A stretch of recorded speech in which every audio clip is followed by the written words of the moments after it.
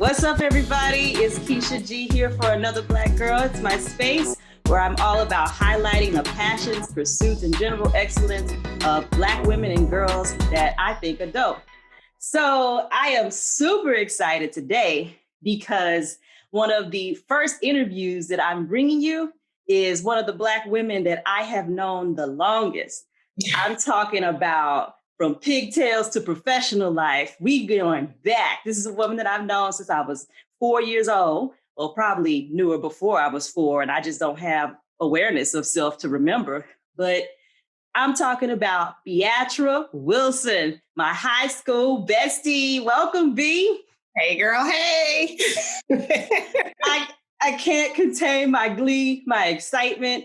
Before I even read B's bio, I just have to say, I was watching my girl on a Facebook Live this morning. And as soon, girls, I saw that red lip popping and saw the eloquence and the glow. I had to wipe a tear, because to know you since since we were learning how to write letters, and to see you now just shining, I got emotional. I had to wait to be my face. Oh, so you paid me back the tears. I've been crying while you've been rocking it over at Microsoft and interviewing A-list celebrities.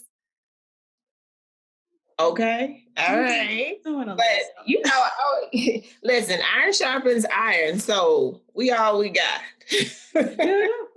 All right, so let me tell people what's the written word about B. I'm excited to share her story. So let me stop. Beattra Wilson is a professional urban forester and diversity strategist. Beattra grew up in rural Louisiana, Oakdale with me, where she was surrounded by agricultural farms and pine forests. She studied urban forestry at Southern University to explore the role of trees in the inner city, and her passion for helping people led her to a career in public service.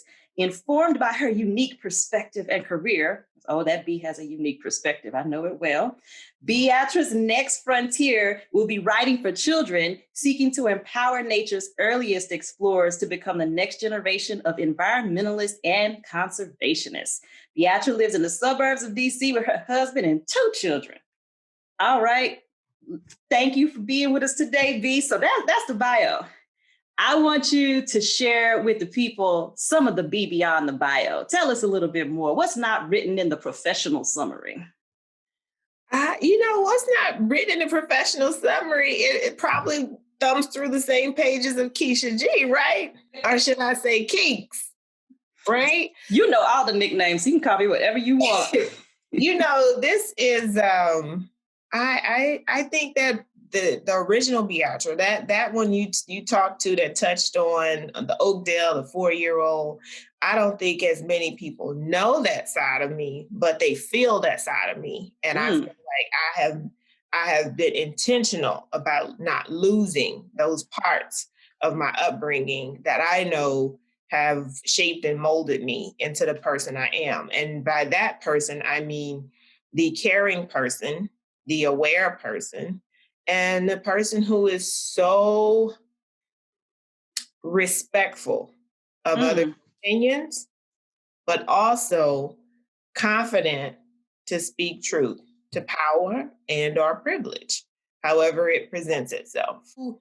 Behind the lipstick and and the bio is still this little girl who likes to escape with a good book or a good story, or go write her own story in a good corner, right? And is believes in hospitality. Yes. And being kind to people, because you never know when you're going to need somebody, and be okay with helping people. And then also there's this little piece that is the musicality of me, right? You mentioned that I was a children's book writer. I don't think what you see in that bio is that I started out as a children's rapper. Yeah, that's a totally different conversation. But the musicality, I started out, my family was in church all the time. Oh, yes. They open the door, we in the door, or we were opening the door, right? Y'all were in there cutting up. Like, but your brother was on the drums. Like, One was on the drums, one was on the guitar, and one was on the saxophone. Y'all had drums. Let's start there. Y'all had drums. Where that was my earliest introduction to influencing, right? Tell me more. Well, the music would set the tone and also allow the energy in the space. Right? Shape the energy in the space. Yes, well, think about it. Think about it. If you are in there and there is an opportunity to go to the next level, you could drive a lot of that via Casio and an amplifier. Not the Casio. I love it. So if we were trying, there's a way to also move people along. You watch the Oscars, and we'll soon be hosting the Emmy. When they start playing that music, and gently, it's time to move on. Your time is up. Yes. So that part too. That I think that was my earliest introduction to influencing. Yeah. How do we go from little girl in Oakdale playing the Casio to urban forester? Like, give us that. Gosh. So you remember 4-H? Of course. Do you remember how much the dues was for 4-H? I do not remember the dues. $1. $1.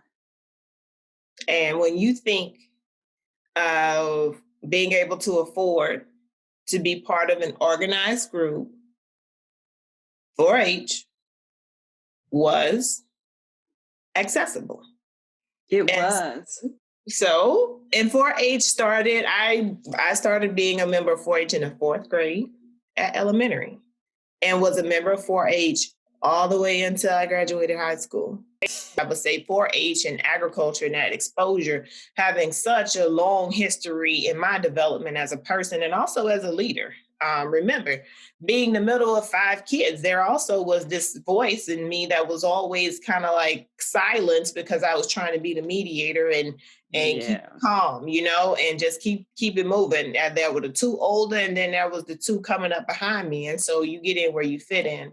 But being exposed to all these different layers of agriculture, but I always remember short course was always at LSU. Mm-hmm. Right. And then when we would get there, you and I were not the majority. No. Okay. And so it was always me being exposed to an industry where the assumption is that I wouldn't be the majority in the room. However, I recognized that there was a role for me in the room. So I wanted to do business. When people would ask me, what do you want to do if you go to college? I wanted to do business. I wanted to make money. I was salary driven. I used to read them little books in the library to tell you how much each of these jobs pays. I used to read them and read them again and go in there and make a copy of the pages, to be honest with you.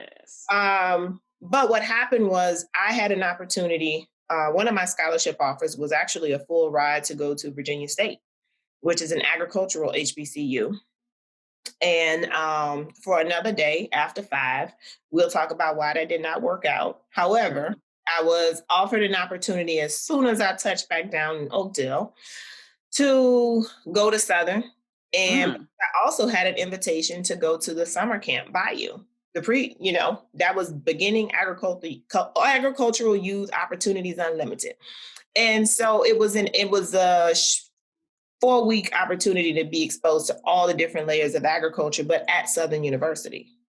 So whereas I've only seen agriculture through the lens of the predominant institution in Louisiana, LSU, and going to short course where they bring together 1,000 young people in the summertime, and we are still a very obvious minority in the room. We're all line dancing the Cotton Eye Joe. Except when my best friend went on stage and won public speaking competition. first place, not second place, first place, and got to walk on the stage. But I'm gonna skate past that for a second.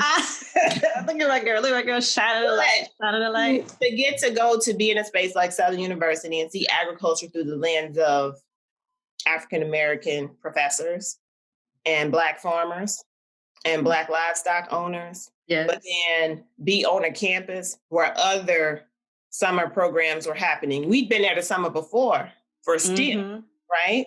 Shout out to Timbuktu Academy. Timbuktu Academy for sure. Right? Listen, ACT scores, we owe it to you, Timbuktu Academy. But to go and see agriculture through a different lens, it was like a light bulb coming on, like, wow, I could actually do this. There's a space for me. You know, it might not have looked like the space that I've seen all these years leading up to now. And it didn't feel like as big of a burden to step into the agricultural industry. So I went and I had no idea what urban forestry was. So when people come to me thinking if I did not have hopes nor dreams, nor even know how to patch together an elevator speech on urban forestry. When I was at that summer agricultural camp, it was as simple as a representative came in the room from USDA saying that we have a brand new major that we've sponsored at Southern University. We're trying to grow up the participation and we're offering full tuition and an internship every summer, as long as you keep XYZ GPA. And if you graduate with that GPA, you will be non-competitively offered a federal job.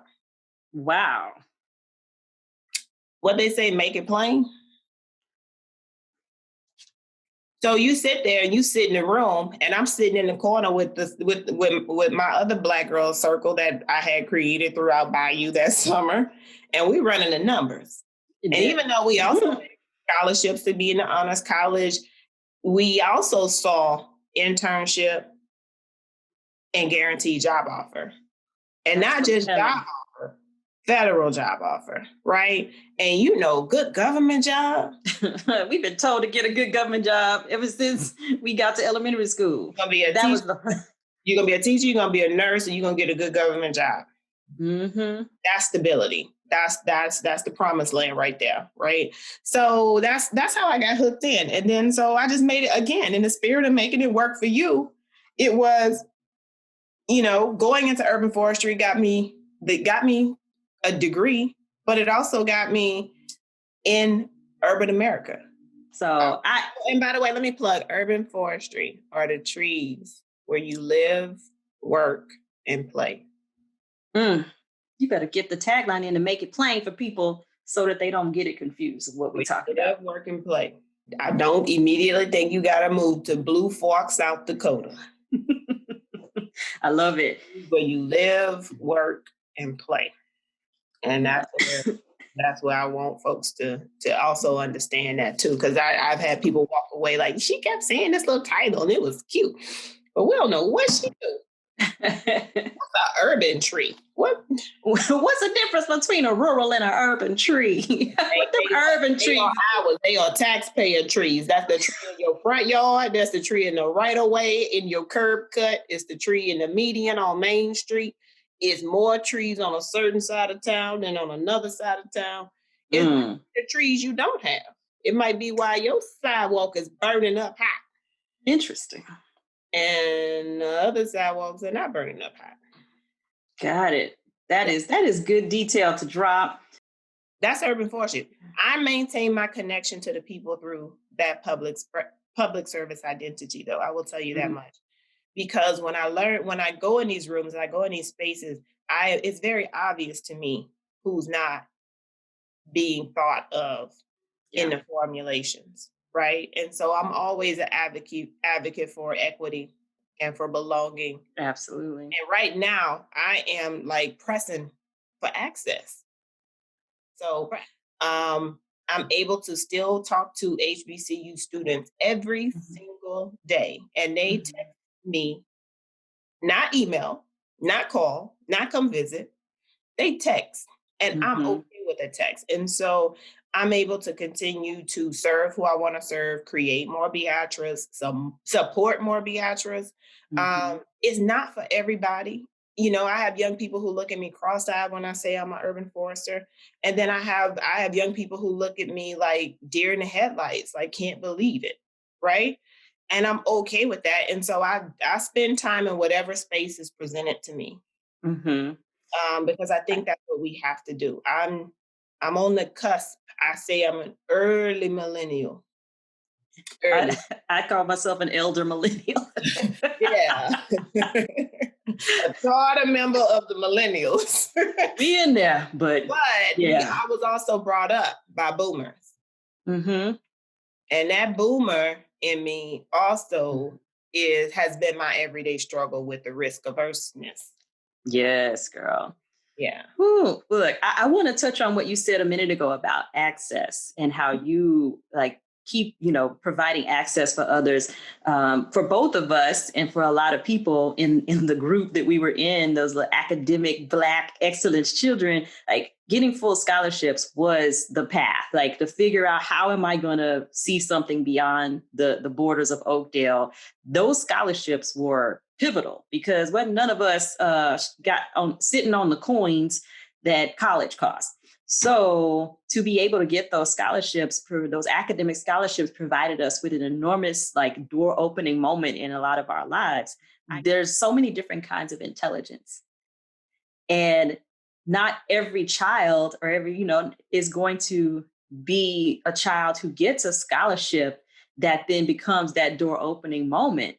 And I think about those kids who have different kinds of intelligence and how we expose them to their many opportunities and show them possibilities. Is that something that you think about, as you think about opening up access for young people? Oh, every day. I mean, phew, did you have a microphone in my office? I was on the phone last night till 6 o'clock brainstorming with somebody, and so let me just share that. I'm in urban forestry, but there are a lot of layers to working in environmental or natural resources or conservation. Ooh, break it down, sis. It's just that the layer and the vision that I had seen was the ones pruning and dragging brush and chipping brush and raking leaves and cutting grass, to often be confused with landscaping, right? It wasn't the decision makers, it wasn't the planners, it wasn't the administrators. And so I personally chose a course of learning the business of agriculture and the business of natural resources. And so when I talk to young people, again, being able to meet them where they are. They don't all want to be foresters. Some of them just this next generation is so excited about protecting this environment, and they are so informed on climate change. But they might code video games very, very, very well and don't have anyone's degree to code video games, right? I'm not going to tell them, well, you need to stop and get a degree in environmental science, and then you can come and have a conversation with me, because that's what happened to me. I was told, oh, you need to get a degree in this, and then we can have this conversation. No, I think you share and you provide them access with where they are and what they want. Some of them just want to know how they can incorporate the importance of the environment and the responsibility we have around the environment into what they do. And so with that, you just give them nuggets, and you give them nuggets that on a fourth grade learning level that everybody can catch, and they don't have to wait till they get to the car or in the shower at night to be like, no, what was he talking about?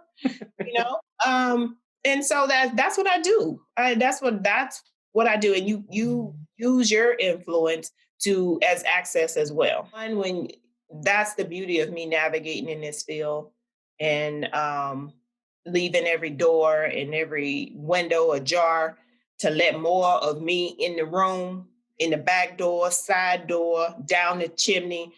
We infiltrate in this thing, right? Yeah. It's not even fun when you're the only person there. Like work is way more fun when you have people you could relate to and be in community with. So that whole I'm gonna be the only one in here is so not the move. Well, also I get joy when young people ask me questions about what I do. Or they ask me questions about how I can, you got any programs that can help my neighborhood? It's an opportunity. Because I don't get to interact with a lot of people of color in my field. Not at the a national decision making level. And if I do, it's not as woke as you think it might be. I wouldn't think it's very woke at all. I want to shout out, you just took another step. What do you do now, Beattra? So now, okay, let me tell you, now I am the national lead for Urban and Community Forestry for U.S. Department of Agriculture. And my agency is the Forest Service. I started, again, 1998, summer of 98. I was sitting in a room at a program that came with a $50 a week voucher when somebody said, we have scholarships in urban forestry. I didn't know exactly where it was going to take me, but I knew what I wanted to get out. I'm not a practitioner. And that means I don't go out and assess and analyze trees and walk around trees. That was my experience in college and as an intern. As soon as I got into my career, I became a paper forester. That's basically what I call it. And that is, to me, that's the space I want to see so much more representation in. We covered it with regard to pruning trees and climbing trees and planting trees. I want to see so much more representation in the paper forester level. Can you tell us more about what the paper forester level is? So it's the business. It's the business of conservation. My program alone that I manage right now is $32 million. All right. And $32 million, you have the ability to make an impact on so many communities. And in those communities, so many people, because 84% of Americans live in urban communities. Right? And so if you have the opportunity to impact the majority of America's population in these spaces, then you have decision-making power. Think about who's the most vulnerable and most exposed right now as we deal with coronavirus, right? Think about the air quality and the heat in the inner city and the lack of air conditioning. And now when we're in a pandemic, we can't have cooling centers and the water fountains that shoot the water up for the neighborhood kids. This is the space I'm allowed to work in. And if you don't have anyone at the table making decisions or creating an allocation methodology of how you distribute the funding that is going to be most equitable and accessible to those any and every community eligible to receive this federal assistance, this is taxpayer money that I have responsibility over. And my accountability goes back to who I am. Listen, if you are kind at your heart and you believe in taking care of people, I think that whether it is urban trees, urban water, urban air, or urban roads and transportation systems, I think that the representation is matters because we are the decision makers. So grants and agreements, contracts, policy, regulatory, congressional affairs, legislation. My first round at the White House was first Blackened. First Blackened. It was under the Obama administration. I was allowed to go to Council of Environmental Quality and be the Deputy Associate Director of Forestry. Black woman. First Blackened. First Blackened. But let me tell you about being in that environment. I don't care if I was there to count beans all day. That environment I was sat in was a game changer. Tell us. I tell people all the time, we would race around, we would watch the schedule, we would be looking for President Obama. Who also was first Blackened. But after week 3, what you found out is that who the real celebrity was if you get a chance to lay your eyes on Michelle Obama, right?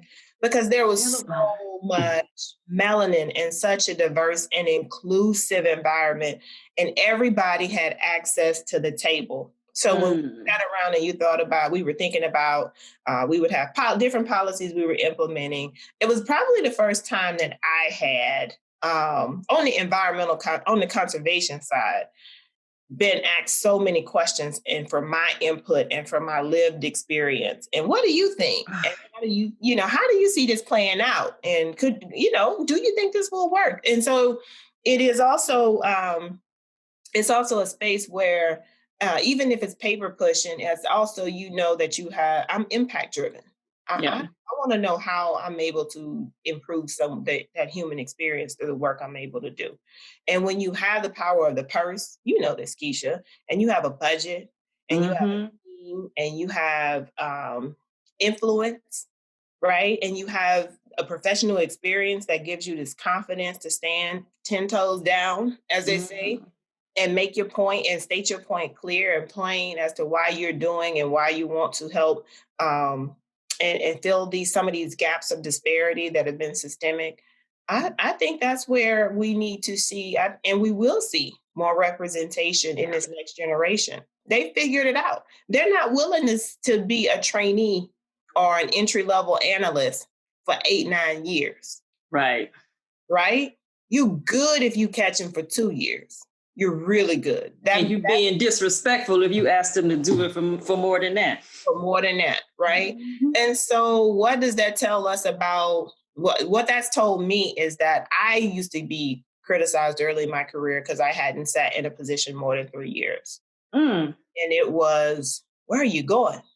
Why are you moving so fast? Slow down. Were you too ambitious? That was too ambitious. I was too ambitious. And then the neck of the wine bottle got slim. And then it became, the veil was lifted on one, eventually over why I wasn't moving up.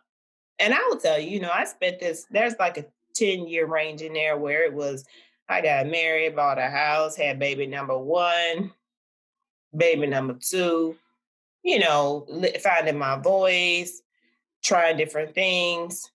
But then when I was ready to, you settle down and you kind of get a chance to read their room a little bit, like, wait a minute. Why haven't I moved up? All these jokers around here done moved up. Oh, wait a minute, I trained you. But that part. I think that I think that the representation in these spaces is important. So I don't, even though I'm doing it in communities and I'm doing it for the environment, I see so much potential in the work I'm doing with this next generation because I know that they care. So you're out there being the change. You're first Black and you're doing these things. You're reaching into the community, but you also you have set up your own operation where you are also getting other people on their accountability game with Ideation 308. Tell me about that and why did you launch this initiative? What is it? And I love the name, so you gotta explain to the people why you named it that. All right, so I'm trying to lead out and change the game with all my gifts, and whether it appears to some as gifts, some may call it talent. I receive it as favor. I absolutely, positively feel like everybody has a purpose. And you will go through life and there will be ups, downs, and all arounds, but purpose is somewhere in there that's supposed to be that guiding light. So I am a forester and I have been the minority, the severe minority in the room for a very, very long time. And it just came right after, I will tell you, I spent that time at my first round at the White House, which was under the Obama administration. This last time was with this current administration a few months ago, actually. It was being in a space where there was so much diversity that was included and not just included, appreciated and sought after, right? And if you hadn't said something in a meeting, somebody was going to eventually look around and, what are you thinking, right? That hadn't been my norm in my career. And so to come out of that, I was also approaching 15 years in my career, right? And so it was, do I want the next 15 to feel like the first 15? Because those are the types of challenges and empowerment I was getting the whole time I was on that assignment. So why not bring that into my life in my personal life as I'm getting ready to depart, because this was post-election and we were wrapping things up and getting ready to get out. And so I had been trying to push the importance of diversity, the importance of more Beattras, and trying to point out why we were missing opportunities to get more Beattras or retain more Beattras. And it just wasn't sticking. It wasn't sticking. And I had to recognize that I was passionate about it because I knew what forestry and urban forestry and agriculture had done for me. It provided me a road out of Oakdale, but also access up the professional ladder, right? But then also it was I was passionate about wanting to see more of me in there, because you couldn't tell me why we didn't have when you have degree programs, 19 HBCUs that are agricultural, right? HBCUs that are agricultural. You mean tell me you can't find talent? So I had to separate my passion from my profession. Okay. Because I, the forester, cannot be up in there beating down the table every day, screaming about diversity, because eventually I just got off this call talking about that. Eventually nobody heard me and it was, oh, here she come with the black news, right? So you better bring the black news, yes. So I went that route that Tyler Perry, I'm building my own table over here. I was told, I got in coaching, and then that was one of the first things my coach told me was, I'm confused. What is your job? Because I was talking so much about diversity and so much about why I wanted to see more representation in my field, in my industry, and in environmental decision makers. And she encouraged me to start, taking those strength finders tests and, figuring out more about myself. And I was like, wah. But in that, I found that I was trying to pair my passion with my profession, but not really being willing to accept what the culture was like in my profession. And so I started building out another table, and I built out this diversity and inclusion table. It took me a lot of storming and norming, and the table was shaky for a long time because I didn't really know what it was I was trying to do, but it felt good because it was allowing me a space to work on me over here and not be so concerned about the attaboys or somebody embracing what I was trying to say.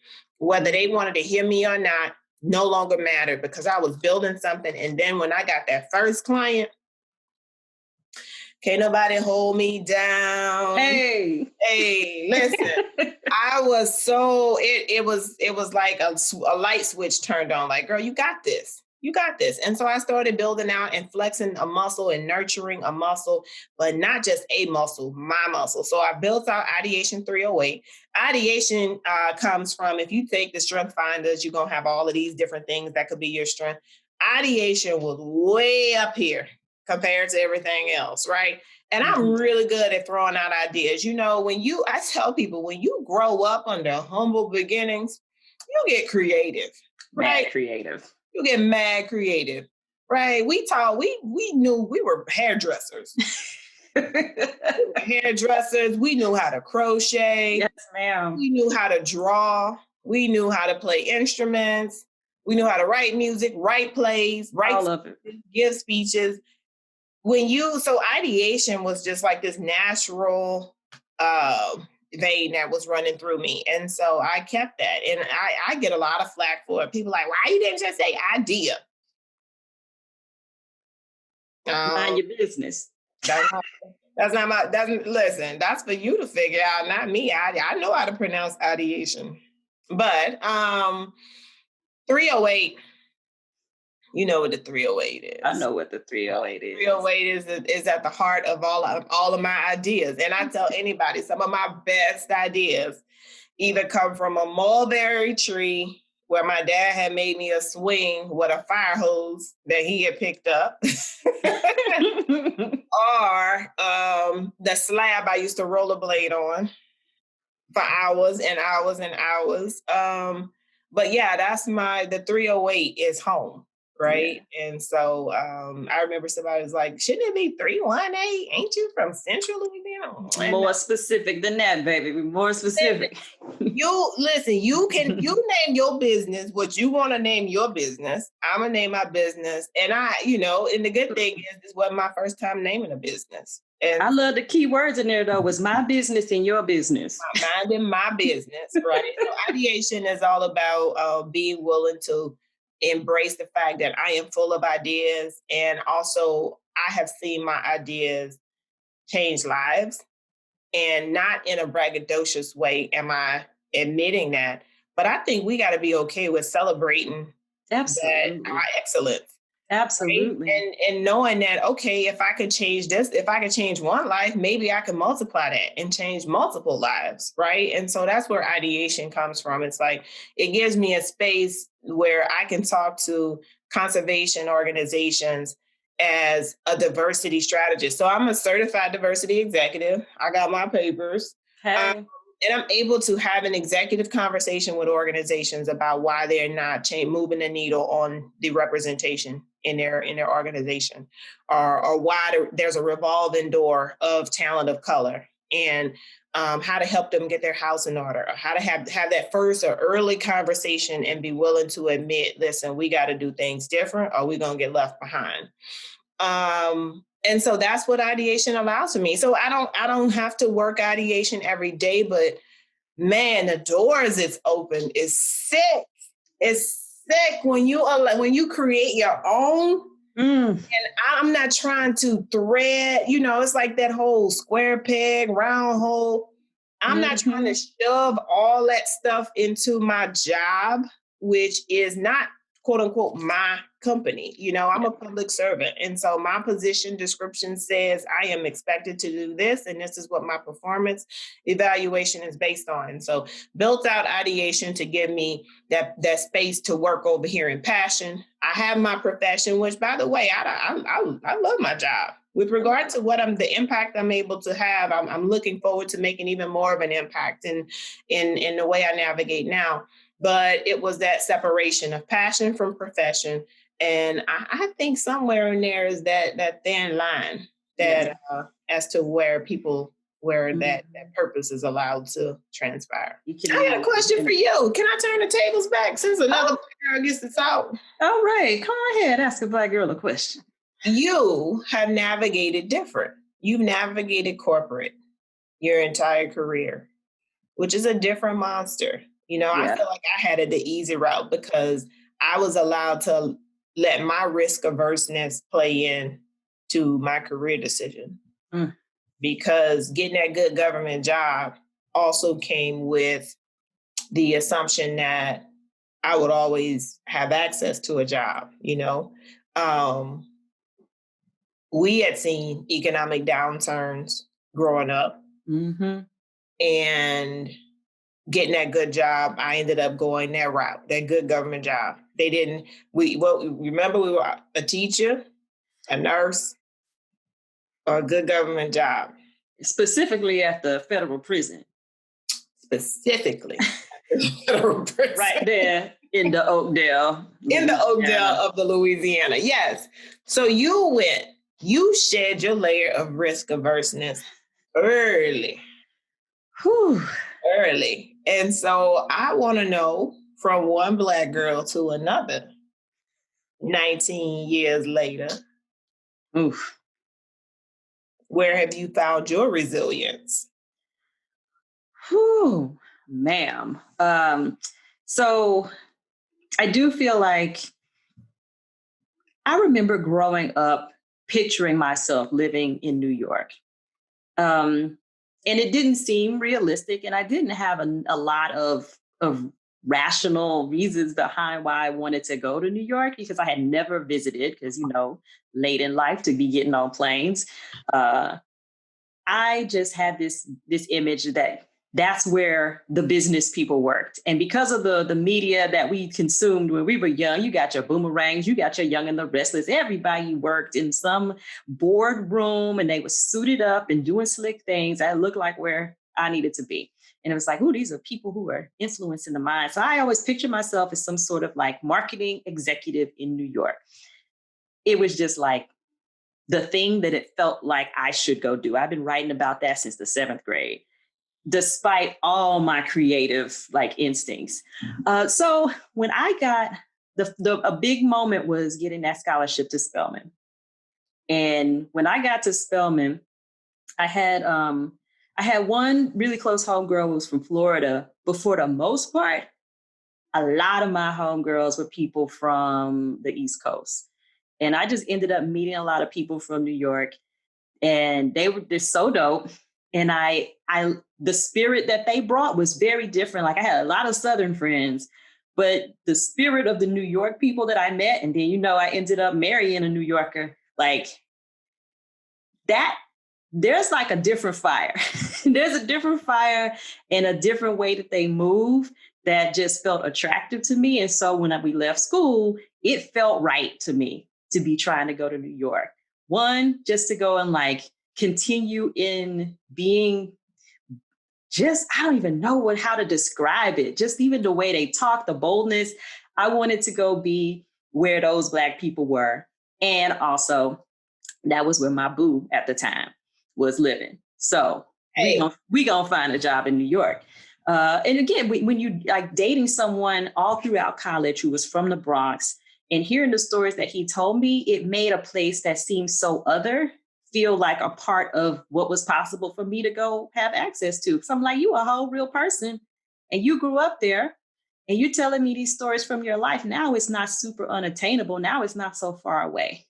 Yeah. Like it's right here. So I think a lot of the feelings of it would be a risk to move from Louisiana to New York City went away because I met people and I got information and I got context.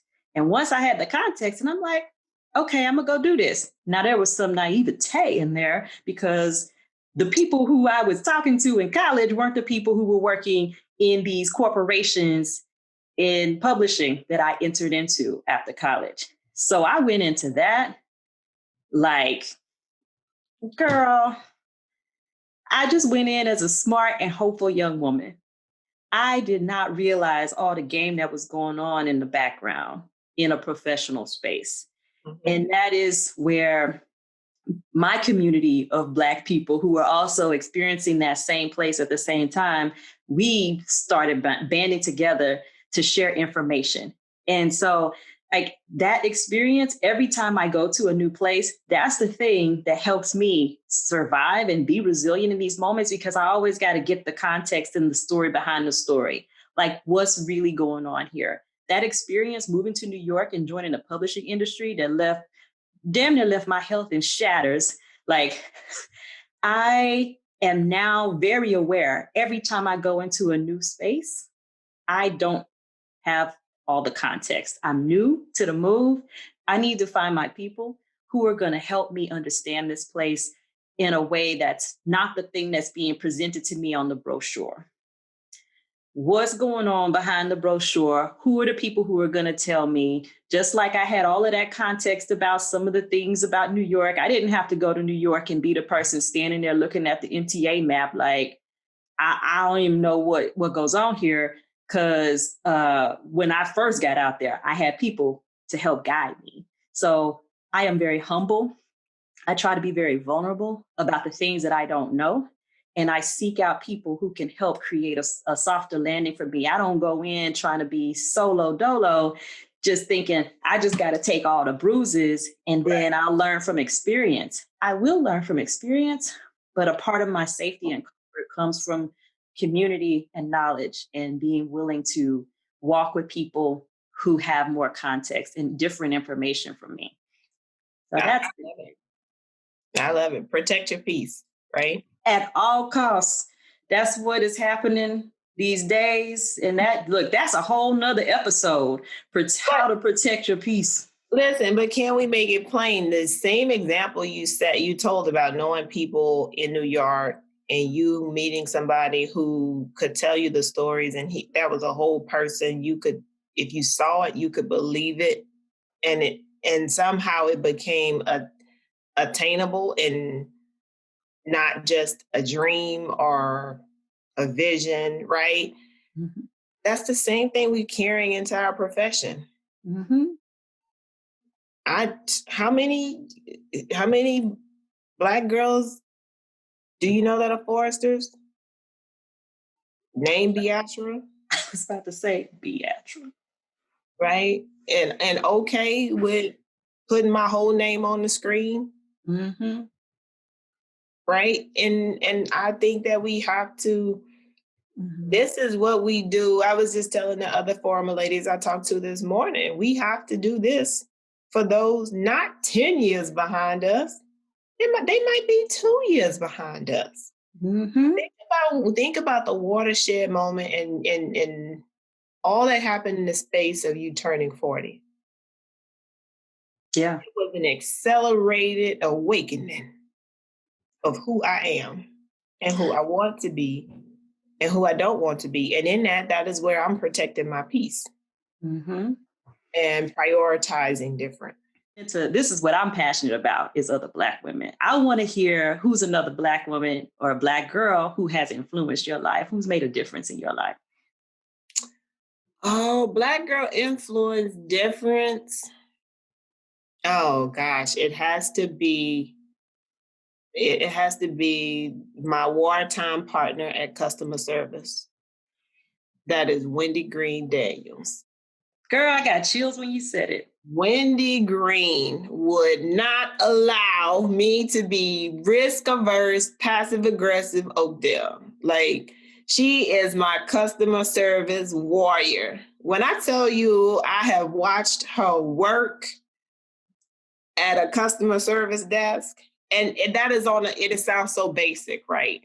But it amplifies into bigger picture of fighting for yourself, right? And not being okay with what they tell you is what you're gonna get. I have seen her 10 toes down wear some folk out at a customer service desk, and not on her behalf, on mine, because she was mad. And let people know Wendy's like a bestie. Like, Wendy is my best friend, right? That's my homie, and she probably want to know why I ain't called her back yet, right now. Wendy she's from Baton Rouge, but she also grew up in that environment where she had this single mother, and I love Miss Cecilia because you see exactly where she gets it from. But she would see me and I would be like trying to, maybe if we had bought something and in return, and they'd be like, oh, well, I can't give you full price back for this. And I remember her watching me go through it and walking away with my little 80% back from what.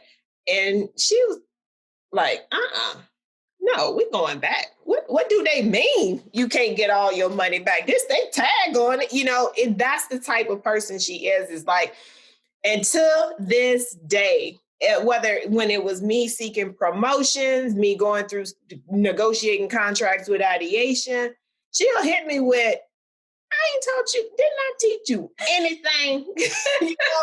Like, wait a minute, why are you going back and forth with these people? You said what you said, it's like she is that person. And so from a Black girl, you got to have one of them in your team. You got to have people willing to say, you're going too soft. You need to go harder. Or we need that. So that's that would be my Black girl. Another Black girl shout out would be her, because she's doing it. She's doing it in her professional life. Like, we both have the same urban forestry degree. She's a real estate developer with hers. Let me tell you why it gives me chills to hear Wendy's name, because this is a testament to your Black sisterhood, because we best friends in high school or for so long in life. And then we didn't go to the same college. And then you met all these people. And Wendy, like, there's some people get protective about their friends where they're just like, I don't want, this my friend. Like, no, your friends be my friends. Like, I would just as soon pick up the phone and be like, I need to talk to Wendy. If I have called Wendy on occasion and been like, I need some advice, because she's a dope sister, but also just like, it is like just another branch of my family. It's like your friends feel like another branch of my family. Like, we don't hang out. I don't be at the retreats and the whatnots, but like, those are my peeps. because they are caring for a Black woman that's special to me. And this whole like the flow of that sisterly love is something that I wish for other people. And Oh, when you know a dope Black woman in your life, that you help make sure that they are connected to others who will extend that love. And that is exactly what I feel when I look at your friends that you've made.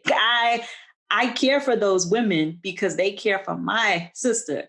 And it's just, it makes me feel so good. When I picture Wendy in my head, I smile.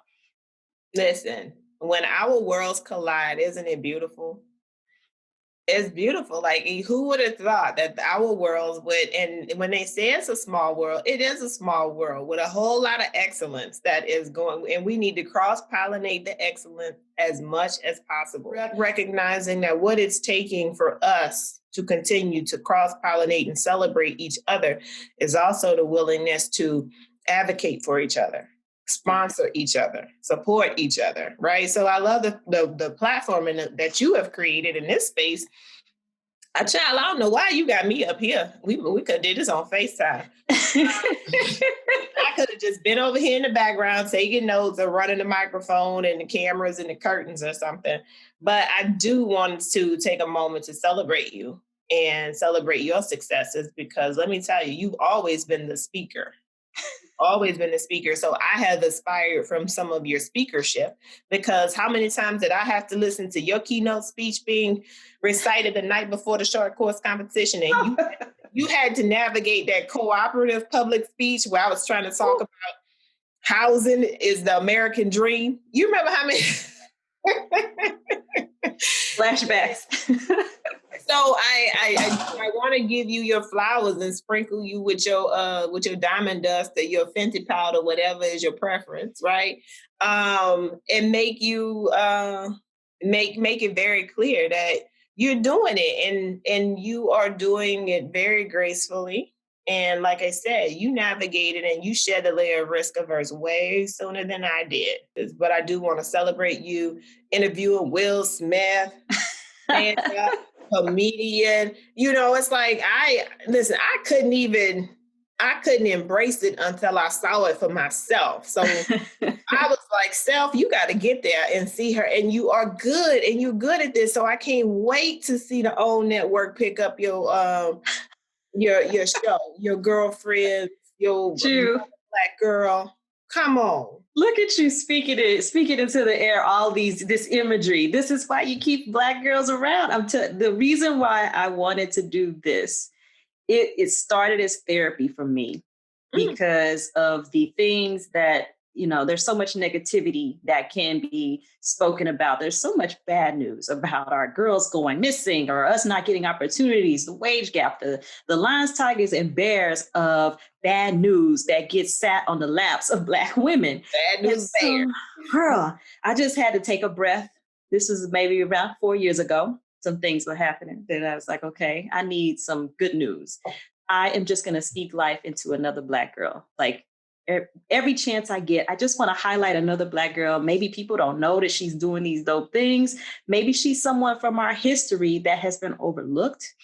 But I feel like the influence of other Black women for me and what it has meant for me to step into my whole self, I just was like, I want this for other young people. I want this for other women. I want us to see ourselves in our glory and get the wisdom. All of this wisdom that I get from other Black women, I want to amplify it. And even if I never make it past 300 people who will come to anotherblackgirl.com, those 300 people will now be able to see and I can amplify the work of and the presence of another Black woman to be able to amplify them, their message, their work to just more.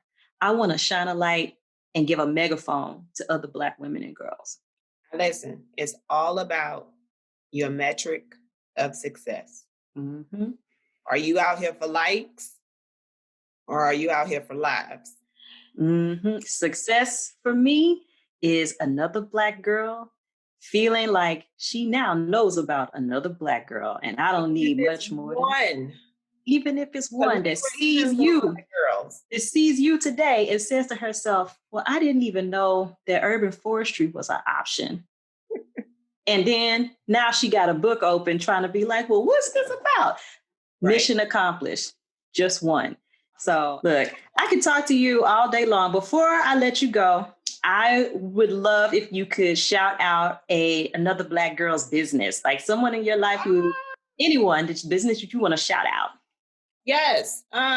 In the same spirit of iron sharpening iron and excellence celebrating excellence, I want to shout out Joni Wilson Ferguson.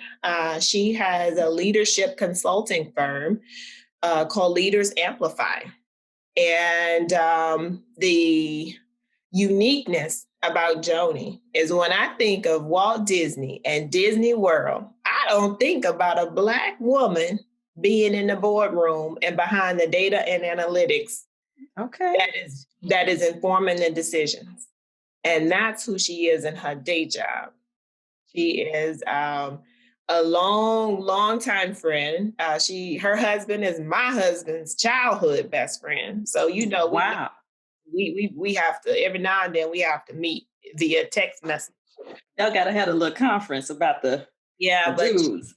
She is also, she's not new. She's spreading the message, doing the same thing I might be doing on the environmental side. You might be doing on the marketing and executive and a tech side, but she's doing it on the data and analytics and being seen and being unapologetically seen. Yes. Being an influencer and speaking truth to the powers that be. But she's, like I said, she's unique because when you think Disney, I just don't think about a Black woman just sitting there just throwing the numbers on the screen. That's going to make the decisions for the next 3 or 4 quarters, right? No. But then she's taking her Leaders Amplify is really speaking to those women who are in the accounting and financial management world, who don't see a path forward or have come into this glass ceiling that's sitting right above their heads conveniently, and talking about navigating the space intentionally. So I'm shouting out Leaders Amplify. Plus, she has this forum that I just sat on this morning. Yes. And we're having this series of conversations about how much work it is going to take for corporations to really navigate the journey of inclusion and diversity in the workforce, and the power it brings, or the disaster that will come if they try to continue to keep the bucket over their head. So, all right. Well, shout out to her, another Black girl doing the work. Yes, that was a free commercial. I'm gonna have to hit up about it. I'll link to Leaders Amplify in the notes for this show. Oh, cool. Yeah. So with that, thank you so much for spending so much time with me, sharing your life story, sharing some of your philosophies, telling us what urban forestry, diversity, inclusion, being a sister circle amplifier is all about. So I love you. I appreciate you. Can't think about having another Black girl as a platform without having one of my earliest conversations with one of the Black women who I know best and longest. So you better do a lot of editing here, because this is a lot of tension. It's 3:00. All right, there you have it. That's been my conversation with Beattra Wilson, another Black girl who's had a really big influence on my life and the person that I turned out to be. I just appreciate Beattra's commitment to expanding her circle of sisterhood. I appreciate her commitment to leaving the door open. And I appreciate all the jokes and laughter that we've shared throughout the years. If you want to follow Beattra to learn more about her work in conservation, her work in urban forestry, you can find her on Twitter at Beattra, Beattra. This has been Another Black Girl, and I've been Keisha G. Join me here the next time I'm ready to highlight the passions and pursuits and excellence of yet another Black girl in the world. Be well.